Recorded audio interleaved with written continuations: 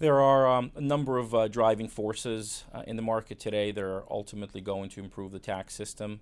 On the one hand, the additional data that's going to be available to the tax authorities and the transparency that this data will bring into the market will certainly change the way in which tax authorities will process and analyze this information in their own selection of cases for further inquiry.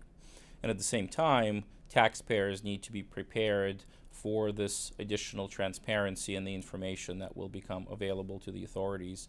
And that will ultimately drive the need for a lot more consistency in their financial results across their global operations, and certainly require the need for deep insights into what their financial systems hold and proactive management of those results in real time and on a very regular basis. So all of those things coming together will ultimately lead to tax technologies really changing the paradigm in the tax world in terms of how data is used and analyzed.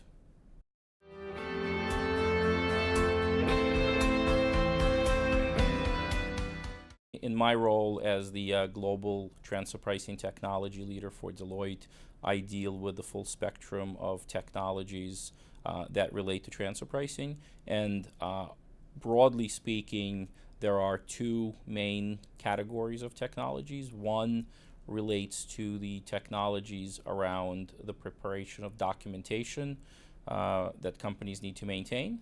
And there are some economic tools as well that facilitate the preparation of the analyses that feed into the documentation and ultimately into the preparation of the reports themselves.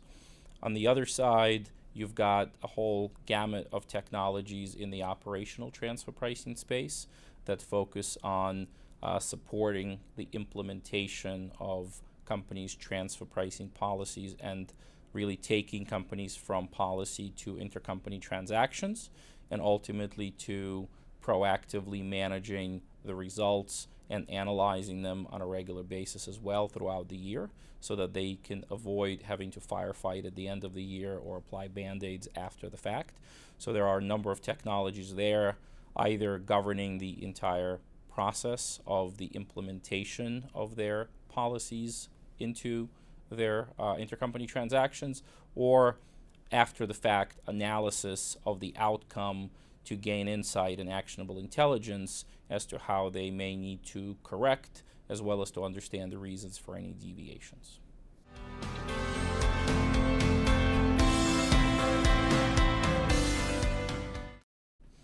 I think we're probably a number of years away from that. There are quite a few things that will have to happen for both the tax authorities as well as taxpayers to get to that point.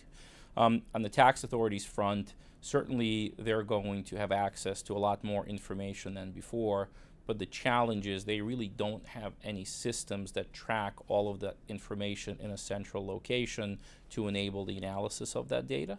And so I do think that over time, tax authorities will figure out exactly what to do with this information, how to store it, where to run the analysis, and how to identify those outliers, thus improving their audit selection process.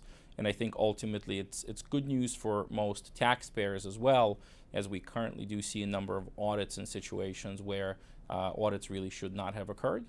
On the taxpayer side, I think again it's being prepared. There's going to be more information that is available to them, and that may create certain risks on the taxpayer front as well, as new information certainly needs more review, and it will require that they understand what the information might indicate to a tax authority that may not have been available before. So again, I think all of that will change the way in which they interact, and I still think that there are a lot of opportunities on both sides to driving improvement in this area.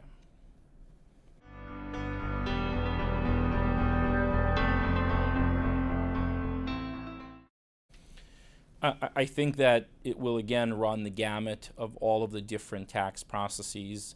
In the transfer pricing space, I think taxpayers can expect technologies that facilitate the preparation of documentation.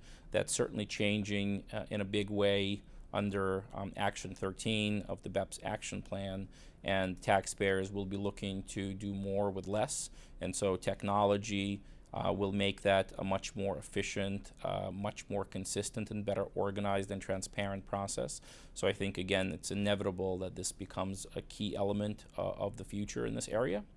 On the other end, I do think that we're going to see an emergence of AI and cognitive type technologies to help companies drive their intercompany transaction processing and ensuring that every transaction operates and runs in a manner that's expected, that's according to their policies, according to the contracts, that can ensure that contracts are updated when they need to be updated. So again, I think it's generally going to be in the space of automating some of these manual activities and at the same time enable and accelerating these processes with AI and cognitive technologies.